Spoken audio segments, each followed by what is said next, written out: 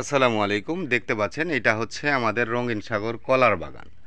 তো আজকে আমরা কলাতে ব্যবহার করছি সর্বপ্রথমে হচ্ছে বায়োফার্টি পিজিআর দানাদার, এটা। তারপর হচ্ছে আপনার জিলা জিঙ্ক মনোহাইড্রেট, এটা দেখতে পাচ্ছেন, এবং হিউমিক ডাবল প্লাস। তো এই তিনটার সঙ্গে আমরা সরিষার খোল গুঁড়ো করে একসঙ্গে সংমিশ্রণ করার পর প্রতি গাছে ব্যবহার করছি। এখন যদি আপনাকে বলি যে হিমাইট ডাবল প্লাসের কাজ কি, এটা হচ্ছে অধিক ফলন ঘটাবে, শিকড়বর্ধক। আপনার গাছের যে শিকড় আছে, এই যে গাছটা নতুন যে চারাটা রাখা হয়েছে, এই গাছের এখন প্রয়োজন হচ্ছে শিকড়। এই চারাটা ছাড়া হয়েছে আমাদের, এই চারাটার এখন শিকড় বর্ধনের খুবই প্রয়োজন। তো সেই ক্ষেত্রে শিকড় যদি এখন আমি ঠিকঠাক এই চারটা উপাদান একসঙ্গে মিশ্রণ করে দিই, তাহলে এই শিকড়ের উপাদান হবে অনেক ভালো, এবং আগামীতে যে কলাটা আসবে সেই কলার সাইজ খুবই সুন্দর হবে। এটা হচ্ছে জিলা। এই জিলাটা ব্যবহার করে জিঙ্ক সালফেট মনোহাইড্রেট ব্যবহার করলে কি হবে, তো জিঙ্ক সালফেট মনোহাইড্রেট যদি আপনি ঠিকঠাক ব্যবহার করেন কলাতে, কলা গাছে, সেই ক্ষেত্রে আপনার এই কলা গাছটি, এই যে দেখতে পাচ্ছেন আমাদের রঙিন সাগর কলা, এই কলার যে গাছটি আছে, এই গাছের শিকড়টা খুব দ্রুত যে প্রাকৃতিক খাবার এইটা নিতে সহায়তা করবে, এবং গাছের মাটির জিঙ্ক এবং দস্তার যে ঘাটতিটা, এই ঘাটতিটা পূরণ করবে এই জিলা জিঙ্ক মনোহাইড্রেট ব্যবহারের ফলে। এবং ফসলের যে সুষম একটা বৃদ্ধি, অর্থাৎ কলা বলেন আর অন্যান্য যে কোনো ফসলে যদি এটা ব্যবহার করেন, অর্থাৎ এই চারাটা আমি রেখেছি, এটার এখন সুষম বৃদ্ধি নিয়ন্ত্রণের জন্য আমাকে জিঙ্ক সালফেট মনোহাইড্রেট ব্যবহার করতে হবে। সেই সঙ্গে আমরা ব্যবহার করছি এই বায়োফার্টি পিজিআর, এটা দানাদার। তো এইটা যদি ব্যবহার করা যায় তাহলে কি হবে, আপনার প্রথম কাজ হচ্ছে গাছের শিকড় যেটা, এটা খুব দ্রুত বৃদ্ধি পাবে।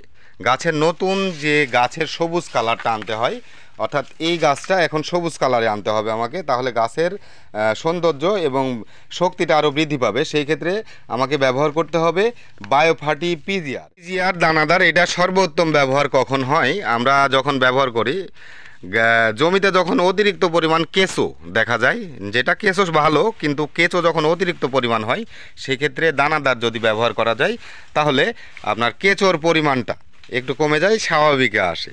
তাছাড়াও তো পিজিআরের কাজ অন্যান্য ফসলের ক্ষেত্রে আপনাদের না জানা নয়।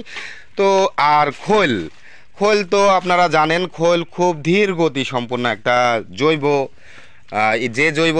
সার, যেটা ব্যবহারের ফলে নাইট্রোজেন, ফসফরাস, পটাশ আস্তে আস্তে এগুলোর ঘাটতি গাছের পূরণ করবে, যার ফলে গাছ আরও উন্নত হবে।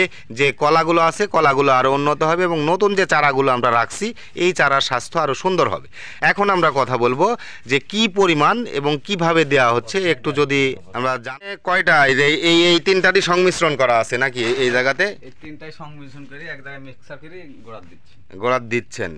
প্রতিটা গাছে কি পরিমাণ পড়তেছে চাচা মোটামুটি? তবে একটু কমই পড়ছে, এখন এই দিন দেয়া লাগছে, নতুন নতুন বোক আসছে, তো নতুন চারা দেখা যাচ্ছে। এই যে এই চারার জন্য উদ্দেশ্য কি, এই চারা কি উদ্দেশ্য এখন যেগুলা দেওয়া হচ্ছে? চারাগুলি শিকড়গুলি ভালো হবে, পোকামাকড় থাকলেও যে দানা দিচ্ছি সব হয়ে যাবে, গাছগুলি শক্তি করবে, এই কারণে এখন উদ্দেশ্য হচ্ছে নতুন চারা বড় করা দিচ্ছি। এবং এই যেগুলি কলা আছে, এগুলি তো সাথে তো কলা তো কাজ করবেই, কিন্তু এগুলোর জন্য আরো ভালো হবে, তাই জন্য এই চারটার সংমিশ্রণ এক জায়গায় মিক্সার করছি। হ্যাঁ, করে দিচ্ছি। আচ্ছা চাচা, এই যে দিচ্ছেন, এটা কি পরিমাণে প্রতিটা গাছের ইয়াত পড়তেছে? 200 গ্রাম। 200 গ্রাম কি একটু কম হয়ে যাচ্ছে না? একটু কমই হচ্ছে, গাছ এখন ছোট গাছ না, আস্তে আস্তে গাছ বড় হবে, আরো দিতে হবে, তখন আরো বাড়া দিতে হবে।